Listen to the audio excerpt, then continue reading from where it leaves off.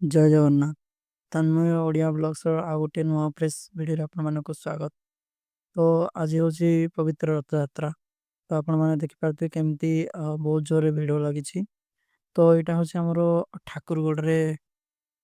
ଦେଖନ୍ତୁ ମୌସମ ବି ବହୁତ ବଢ଼ିଆ ଅଛି, କିନ୍ତୁ କ'ଣ କରିବା ଦେଖନ୍ତୁ ଏତେ ଜାମ୍ ଅଛି ଯେ ତ ମୁଁ ଷ୍ଟାର୍ଟିଂରେ ଗାଡ଼ି ପାର୍କ କରି ମୋତେ ମାନେ ଲାଷ୍ଟକୁ ଏଣ୍ଡକୁ ଆସିବା ପାଇଁ ପଡ଼ିଲା। ଏଠି ଆମର ଗୋଟେ ସର୍ଟକଟ୍ ଅଛି, ତ ସେଇ ସର୍ଟକଟ୍ ଦେଇକି ଗାଡ଼ିକୁ ପାର୍କ କରିବା ପାଇଁ ପଡ଼ିଲା।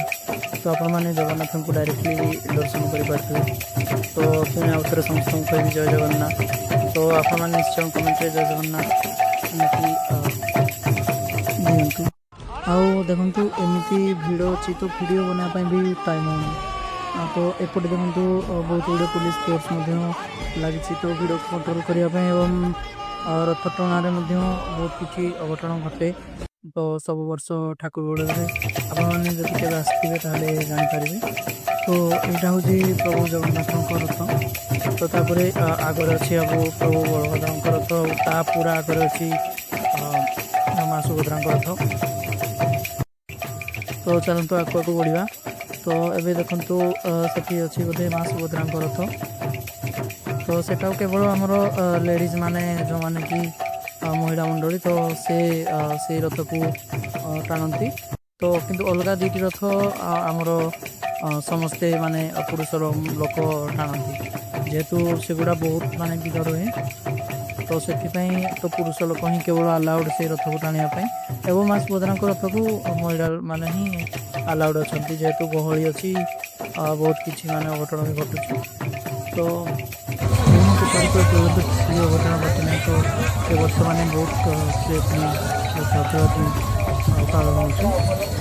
ଆପଣମାନେ ଭିଡ଼ ଦେଖି ଜାଣିପାରୁଥିବେ କି କେଉଁ ଭଳି ଭିଡ଼ ବର୍ତ୍ତମାନ ହେଉଛି।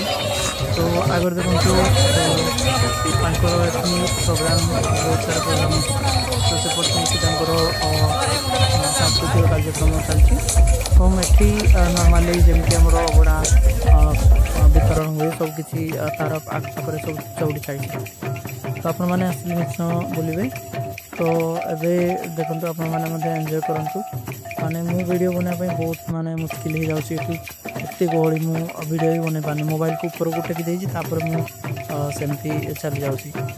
ତ ଏବେ ଦେଖନ୍ତୁ ମୁଁ ଯେଉଁ ଦୁଇ ଜଣ ମାନେ ସାନ ଭାଇ ଏବଂ ମୋ ସାଙ୍ଗ ଗୋଟେ ଥିଲା, ତାଙ୍କ ସହିତ ମୁଁ ଆସିଥିଲି, କିନ୍ତୁ ସେମାନେ କୁଆଡ଼େ ପଳେଇଲେଣି, ତାଙ୍କର ମୁଁ ଅତା ପତା ପାଉନି। ତ ଦେଖିବା ଚାଲନ୍ତୁ, ତ ଯେତେବେଳେ ଦେଖା ହେଇଯିବ। ତ ଦେଖନ୍ତୁ ପୁଣି ଆଉଥରେ ମୁଁ ଆସିଗଲି, ଯେହେତୁ ରଥ ଟାଣିବା ପାଇଁ ବହୁତ ଇଚ୍ଛା ହେଲା। ତ ରଥ ଟାଣିବା ପାଇଁ ଯେହେତୁ ରଥ ପଛ ରହିଲା, ପୁଣି ତ ମୋତେ ପୁଣି ପଛକୁ ଆଉଥରେ ରିଟର୍ଣ୍ଣ କରିବା ପାଇଁ ପଡ଼ିଲା। ତ ସବୁ ରଥକୁ ପୁଣି ବାର ଟାଣିବା ପାଇଁ ବହୁତ ଇଚ୍ଛା ଅଛି। ତ ବର୍ଷକୁ ଥରେ ସମସ୍ତେ ଓଡ଼ିଶାବାସୀ ଏ ଜିନିଷଟାକୁ ୱେଟ୍ କରିକି ରହିଥାନ୍ତି। ତ ସେଥିପାଇଁ ରଥ ଟାଣିବା ପାଇଁ ମୋତେ ବହୁତ ଇଚ୍ଛା ହେଲା, କାରଣ ସବୁ ବର୍ଷ ଆସିକି ରଥ ଟାଣେ। ତ କେଉଁ ବର୍ଷ କାମ ଯୋଗୁଁ ଆସି ହୁଏ ନା ରଥଯାତ୍ରାକୁ। ତ ଏଇଭଳି ରଥଯାତ୍ରା ଚାଲିଛି। ତ ଏଠି ଆମେ ରଥ ଟାଣି ସାରିଲା ପରେ ପୁଣି ଆଉ ଭାବିଛୁ କି ନେକ୍ସଟ ଆକୁ ଆଉ ଗୋଟେ ଯିବୁ ବୋଲି। ତ ଆପଣମାନେ ଭିଡ଼ିଓକୁ ପ୍ରଥମେ ଶେଷ ପର୍ଯ୍ୟନ୍ତ ଦେଖନ୍ତୁ, ଆମେ ବହୁତ କିଛି ଆଡ଼ଭେଞ୍ଚର ଜାଗା ମଧ୍ୟ ଏଠି ଦେଖିବା ପାଇଁ ପାଇବା। ତ ଦେଖନ୍ତୁ ଏଠି ଆମର ପ୍ରଭୁଙ୍କ ଧ୍ୱଜା ମଧ୍ୟ ଉଡ଼ୁଛି। ମୁଁ ବାକି ସବୁ କ୍ଲିକ୍ କରିପାରିନି। ତ ଏବେ ଆମେ ବାହାରିଲୁ ଆଉ ଗୋଟେ ଜାଗାକୁ ସୁଟ୍ କରିବା ପାଇଁ, ଟାଇମ୍ ଯେହେତୁ ହେଲାନି। ତ ସେଥିପାଇଁ ଗାଡ଼ି ସାଉଣ୍ଡ ହେଉଛି ବହୁତ ଜୋରରେ। ତ ପବନ ବି ବହୁତ ଜୋରରେ ମାରୁଛି। ପାଗ ଯେହେତୁ ସେଇ ପାଗରେ ହିଁ କିଛି କରିହେବ ନାହିଁ। ତ ଭିଡ଼ିଓ ସୁଟ୍ ହେଇପାରିଲାନି, ମଝିରେ ଏତେ ଗହଳି ରହିଲା। ସେଠି ଆମର ପୋଲିସ ପ୍ରଶାସନ ମଧ୍ୟ ମନା କଲେ କି ଭିଡ଼ିଓ ସୁଟ୍ କରନି, ମୋବାଇଲ ଫୋବାଇଲ ଚୋରି ହେବାର ବହୁତ ଚାନ୍ସେସ୍ ଥାଏ। ତ ସେଥିପାଇଁ ବନ୍ଦ କରିଦେଲୁ। ଏବେ ଚାଲନ୍ତୁ ଆମେ ବାହାରିଲୁ ଆଠମଲ୍ଲିକ, ଯେଉଁଠି ଆମର ଦେଉଳଝରି ଅବସ୍ଥିତ ମାଧପୁରରେ। ତ ସେଠିକି ଆମେ ବର୍ତ୍ତମାନ ଯାଉ। ସେଠିକି ତ ଯାଇପାରିବୁନି, ସେଠି ଆମର ରଥଯାତ୍ରା ବି ହେଉଛି, ସେଠି ବି ଆମେ ଚାଲିଲୁ ଦର୍ଶନ କରିବା ପାଇଁ। ତ ଦେଖନ୍ତୁ ଆପଣମାନେ ପାଗ ଦେଖିପାରୁଥିବେ କେଉଁ ଭଳିଆ ମାନେ ପାଗ ହେଇଛି। ଦେଖନ୍ତୁ ଏଇଟା ହେଉଛି ଗୋଟେ ନର୍ସରୀ।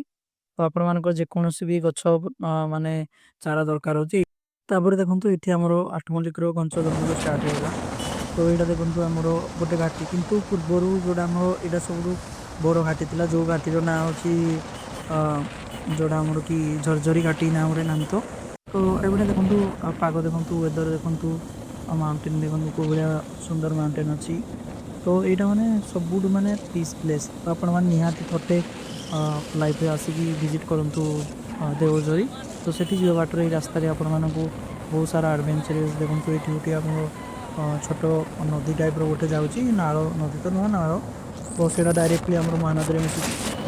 ତ ଭିଡ଼ିଓ ସୁଟ୍ କରିହେଉନି ଯେହେତୁ ଏତେ ଜୋରରେ ପବନ ମାରୁଛି ବର୍ତ୍ତମାନ ସୁଦ୍ଧା, ତ ଆପଣମାନଙ୍କୁ ଠିକ୍ସେ ଶୋ କରୁନାହାନ୍ତି। ଦେଖନ୍ତୁ ଏଇଟା ହେଉଛି ଆମର ସବୁଠାରୁ ବଡ଼ ଘାଟି ଆଠନଦୀର, କିନ୍ତୁ ଏଇଟା ମାନେ ମୁଁ ଉପରୁ ଉଠଉଛି ତ ସେଟା ସେତେ କ୍ଲିଅର୍ ଭାବରେ ଜଣାପାରୁନି। ତାପରେ ଦେଖନ୍ତୁ ଏଇଠି ଆମର ସାତକୋଶିଆ ଗଣ୍ଡ ଅଛି, ଯେଉଁଟାକି ଆମର ଓଡ଼ିଶାର ବଡ଼ ଗଣ୍ଡ। ତ ଜୟ ଜଗନ୍ନାଥ।